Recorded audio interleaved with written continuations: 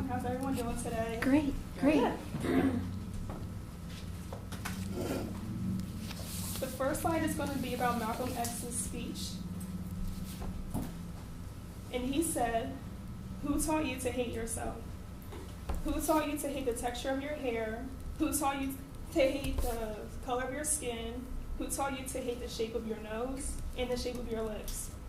Who also taught you to hate from the top of your head to the soles of your feet? Who taught you to hate your own kind?" Malcolm X, May 5th, 1962.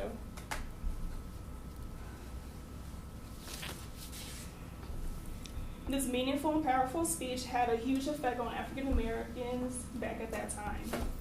Malcolm X was one of many, the most important and intelligent civil rights activists back then. The civil rights movement was held in 1954 to 1968.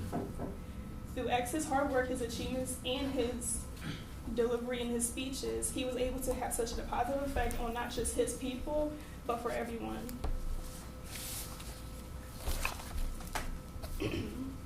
Malcolm X was a brave and fearless, compassionate civil rights leader, and he was also a Baptist minister. He delivered powerful speeches that moved all kinds of people. He taught his people about the injustice about African Americans that they had to go through in white America.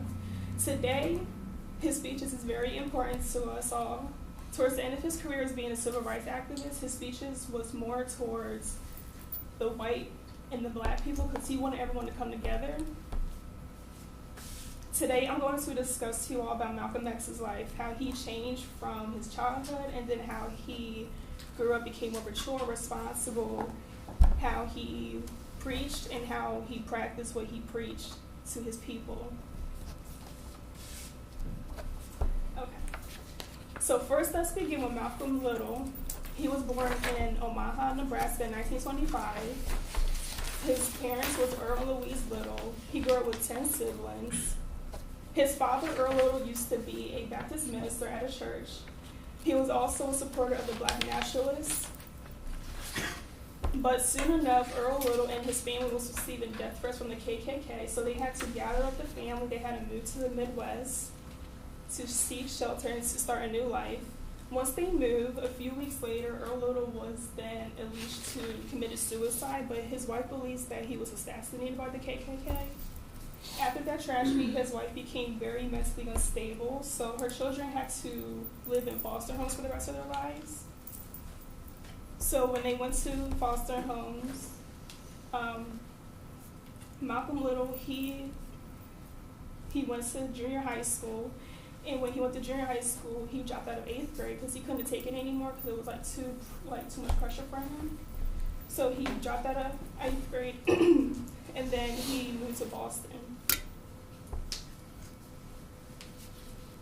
After Malcolm dropped out of school, he started selling drugs in his late teens.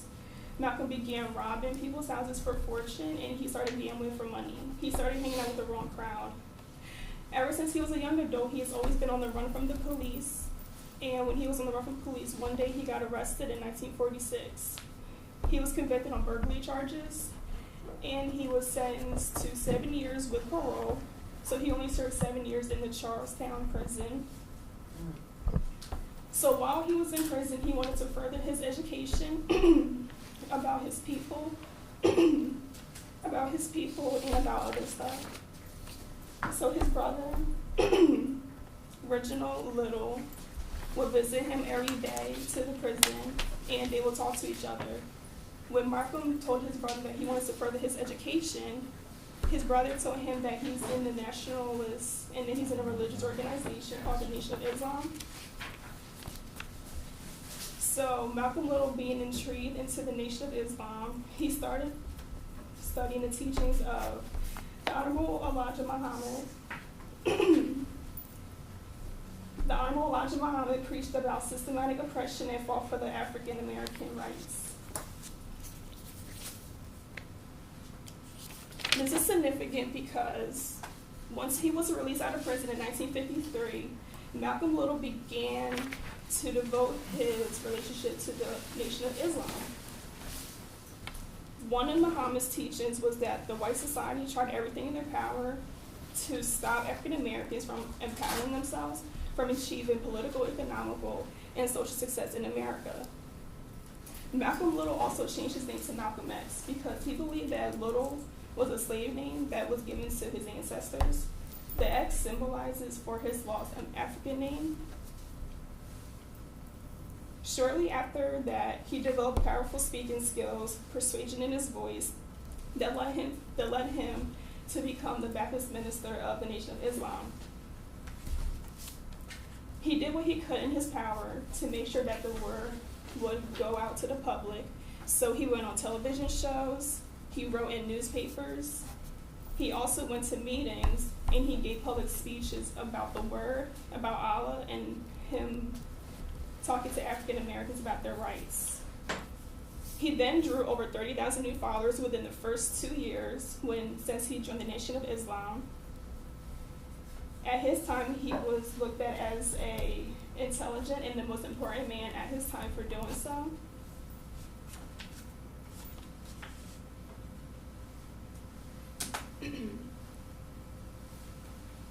Unfortunately, Malcolm X started to have suspicions about Muhammad.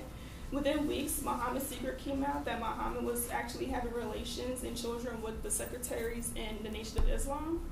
So once Malcolm found out about that, he was really outraged and broken because he had developed a really close relationship with the Nation of Islam, and it helped him become a better person. Malcolm had other problems besides that. He was also being chased down by the FBI. They was bugging his place, they was bugging his home, the meetings he would go to. Sometimes his own bodyguards would work for the FBI, so he wasn't really safe. He was having threats left and right. Eventually, after a few weeks, he decided to confront Muhammad about his misbehavior with the relations with the secretaries, and he was then silenced out of the Nation of Islam for 90 days.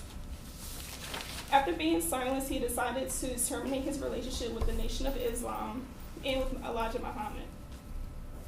He then started his own organization called the Muslim Mosque Incorporated, where he then continued to preach about Allah and black right. Towards the end of X's life, he took a trip to Mecca. In Mecca, he witnessed whites and blacks walking amongst each other in happiness, calmness. He also witnessed that they were working together and living amongst each other. He wondered why this couldn't be the truth in America. Blonde hair, blue-eyed men, I could call my brothers. Malcolm X, 1965. He also realized that everyone didn't have a problem with race. This gave Malcolm X new hope for the plan for the future to bring all races together.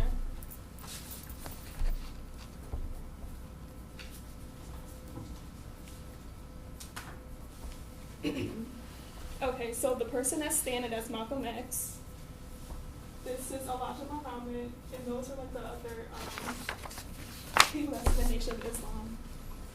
And that's like during the meetings and the services they would have throughout the week. Okay. Returning home from Mecca, Malcolm X wanted to give a powerful message to all his people. Soon after, he started to receive more threats from the FBI because they wanted him to step down. They thought that he was a threat because of all the successes and achievements he was having, but Malcolm X refused to step down. He hired bodyguards to every meeting to protect him. One day, Malcolm went to a speaking engagement at Manhattan's Audubon Ballroom, February 21st, 1965. During his final speech and his final words, 3 gunmen stood up in the audience. They shot Malcolm 15 times.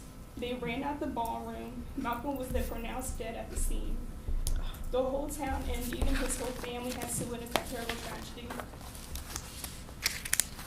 Coming from a rough childhood to being in prison to joining the Nation of Islam, starting his own organization, these life events had impacted Malcolm X and everyone else around him. Malcolm X will never be forgotten. His powerful speeches and work will continue to inspire others to this day. Thank you very much.